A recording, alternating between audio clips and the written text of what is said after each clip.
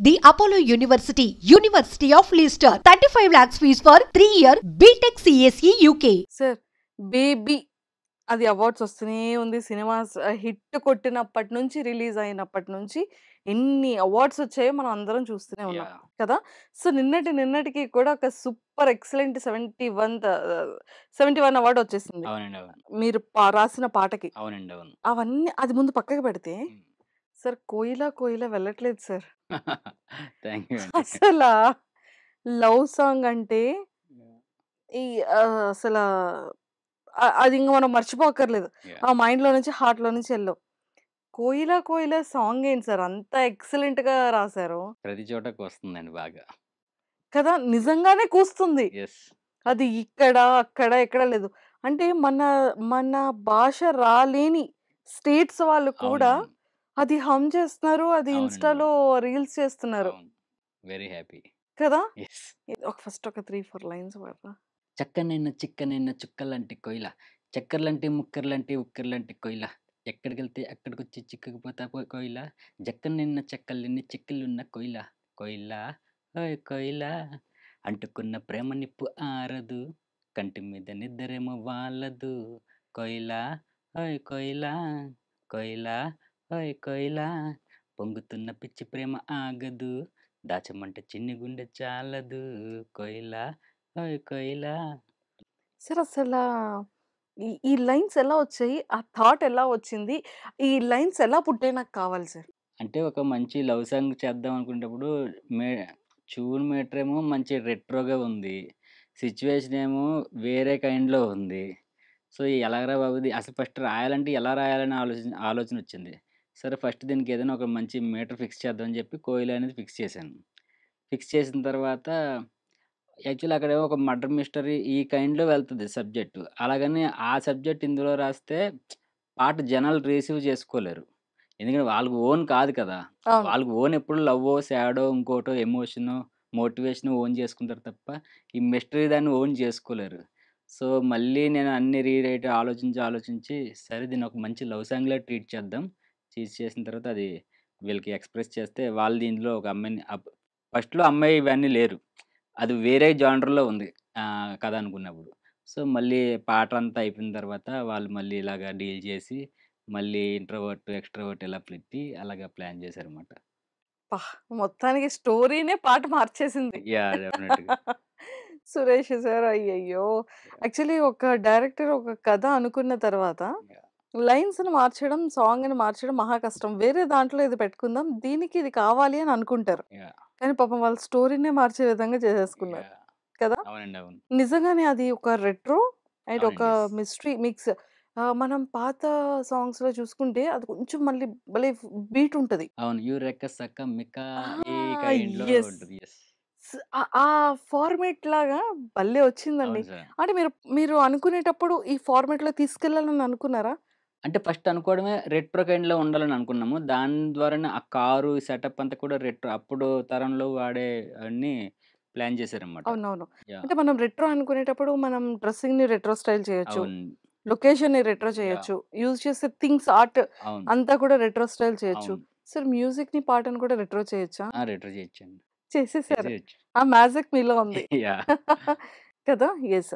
'Baby' ఇది love the ఒక sad and emotional song. Yeah! అంటే బ్రేకప్ అని నేను అనను గానీ, ప్రతి ఒక్క అబ్బాయి, అమ్మాయి హార్ట్‌కి టచ్ అయ్యే ఫీల్ ఉండే ఒక బ్యూటిఫుల్ సాంగ్ యెస్ అండి. కదా! ఒక ఫ్యూ లైన్స్ పాడండి. ఆ తర్వాత అడుగుతాను. హ్మ్. ప్రేమిస్తున్నా,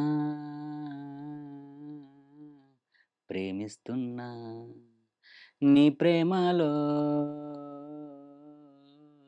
జీవిస్తున్నా ఆశకి ఇవ్వాళే ఆయువు పోసావే కొత్తగా నా బ్రతుకే తీపిని చేసావే ఈ ముద్దు మన ప్రేమ గురుతుగా మనసున దాచుకుంటనే.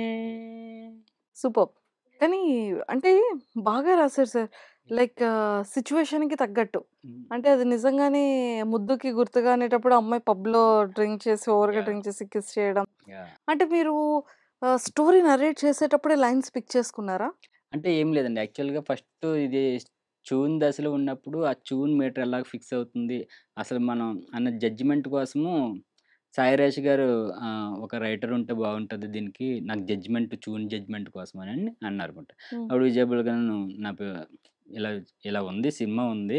అంటే లేదు సాయిరాజ్ గారు నాకు చాలా ఇష్టం. ఇంతకుముందు కూడా కలిసాను డార్లింగ్ అది ఇది అని నేను విజయ్‌తో అంటే, అయితే ట్యూన్ పంపిస్తాను. వాళ్ళ మీటర్ సెట్టింగ్ ఎలా ఉంటదనేది నువ్వేమైనా రఫ్‌గా లిరిక్స్ ఏమైనా రాయగలవా? ఒకసారి ట్రై చేద్దాము అని అన్నాడు. దానికి రఫ్ అని కాదు. నువ్వు ప్రాపర్ కథ చెప్పేసేయి. నేను ప్రాపర్‌గా లిరిక్స్ రాసేస్తా. తర్వాత ఏం జరుగుద్దో తర్వాత చూద్దాం అని జెప్పేసి నేను మనోడి దగ్గర మొత్తం నేరేషన్ తీసుకున్నాను. పల్లవి వరకు పంపించారు. పల్లవే వాళ్ళకి కావాలి బేసిక్‌గా. సరే అని జెప్పేసి ఆల్రెడీ నైట్ 11 ఎంతో అయింది. హ్మ్. ఇదేమో మార్నింగే ఇవ్వాలి విజయ్.